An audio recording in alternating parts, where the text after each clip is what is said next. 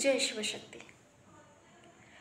Tat refers to the essential element of Supreme Brahma. Tvam refers to the essential element of individual soul.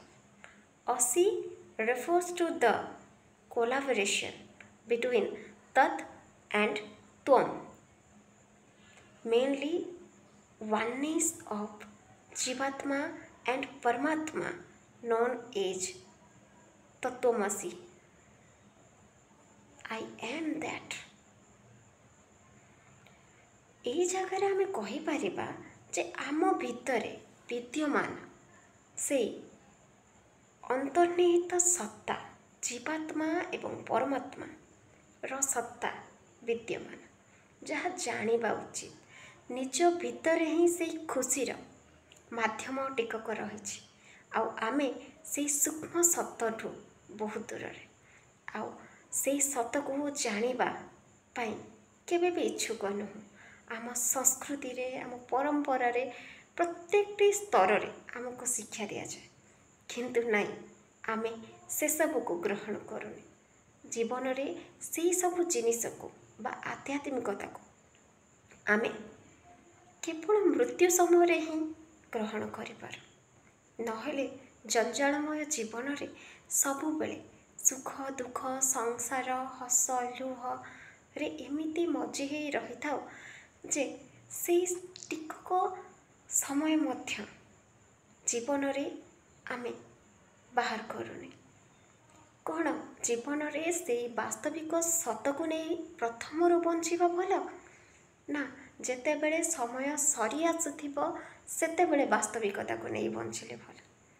ତେଣୁ କୁହାଯାଏ ଯେ ଧନ ଧର୍ମ ବାଲ୍ୟକାଳରୁ ହିଁ ସଞ୍ଚୟ କଲେ ଭଲ। କାହିଁକି ନା ଯଦି ଧର୍ମ ରାସ୍ତାରେ ଥିବେ, ଧର୍ମ କ'ଣ ଜାଣିଥିବେ, ନ୍ୟାୟ ଅନ୍ୟାୟର ତର୍ଜମା କରିପାରୁଥିବେ ନା, ତ ଅର୍ଥ ଆସିଲେ ତା'ର ଉପଯୁକ୍ତ ବିନିଯୋଗ କରିପାରିବେ। ଆଉ ଯଦି ଧର୍ମ କ'ଣ ଜଣା ନଥିବ, ନ୍ୟାୟ ଅନ୍ୟାୟର ଗୁରୁତ୍ୱ କ'ଣ ଜାଣିନଥିବେ, ତାହେଲେ ଅର୍ଥ ତ ପ୍ରାଚୁର୍ଯ୍ୟ ଥିବ ଜୀବନରେ, କିନ୍ତୁ ତାହାର ଦୁରୁପଯୋଗ ବହୁତ ମାତ୍ରାରେ ଥିବ। କର୍ମ ବହୁତ ଖରାପ ହେଇଥିବ, ଯାହାର ପରିଣାମ ବହୁତ ଖରାପ ହେଇ ଆସିବ। ତେଣୁ କୁହନ୍ତି କିଛି ଲୋକ ଯେ ମୁଁ ତ କିଛି ଧର୍ମ କାମ କରିନି, ତାପରେ ବି ମୁଁ ଖୁସିରେ ଅଛି। ସେ ଏତେ ଭଲ ଭଲ କାମ ସବୁ କରୁଛି, ତାପରେ ବି ଜୀବନରେ ଏତେ ଦୁଃଖ କଷ୍ଟ କ'ଣ ପାଇଁ? ହୁଏତ ଏମିତି ହେଇଥାଇପାରେ ଯେ ଯେଉଁ ଲୋକ ଜଣକ ବହୁତ ଖୁସିରେ ଚଳୁଛି, କମ୍ ପରିଶ୍ରମରେ ମଧ୍ୟ ତାକୁ ସଫଳତା ମିଳିଯାଉଛି ନା, ସେ ତା'ର ପ୍ରାରବ୍ଧ ବହୁତ ଭଲ ରଖିଛି।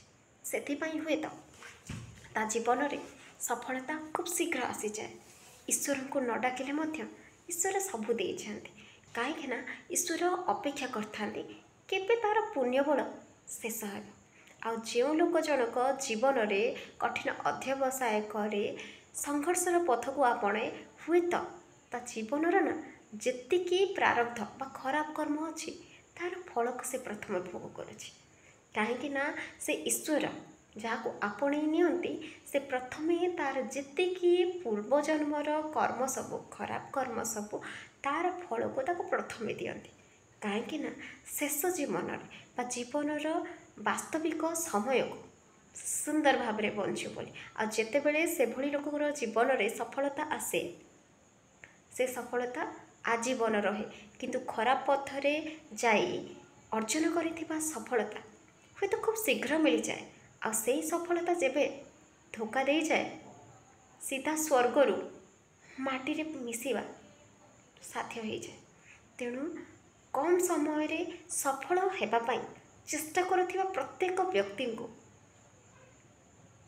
ଏଇଟା ମନେ ରଖିବା ଉଚିତ ଯେ ଖୁବ୍ ଶୀଘ୍ର ଗଛକୁ ଉଠିଗଲେ, ଯଦି ଗଛକୁ ଉଠିବାର କଳା ଜଣା ନଥିବ କି ଓହ୍ଲେଇବା ଜାଣିନଥିବେ ନା, ସେ ଗଛ ଉପରୁ ସିଧା ମାଟିରେ ମିଶିଯିବେ, ହାତ ଗୋଡ଼ ବି ଭାଙ୍ଗିଯିବେ।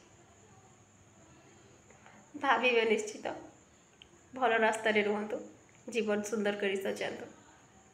ମନରେ ନେବେନି, ନିଜର ଆରାଧ୍ୟଙ୍କ ପାଇଁ ସବୁବେଳେ ସମୟ ବାହାର କରନ୍ତୁ। ବ୍ୟସ୍ତବହୁଳ ଜୀବନରେ କମ୍ ସମୟ ପାଇଁ ସକାଳେ ନହେଲେ ଶୋଇଲା ବେଳେ ନାମ ଜପ କରନ୍ତୁ।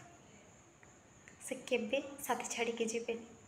ସବୁବେଳେ ତାଙ୍କର ଆଶିଷର ହାତ ମୁଣ୍ଡ ଉପରେ ଏମିତି ଛାଇ ଭଳି ରଖିବେ ନା, ଯିଏ ବି ଯେତେ ବିପଦରେ ପକାଇବା ପାଇଁ ଚେଷ୍ଟା କଲେ ସେ ନିଜେ ଭାବିବ କାହିଁକି ଆର କିଛି ହେଉନି, ନିଜେ କଷ୍ଟ ପାଇବ। ଭାବିବେ ନିଶ୍ଚିତ। ଜୟ ଶିବଶକ୍ତି।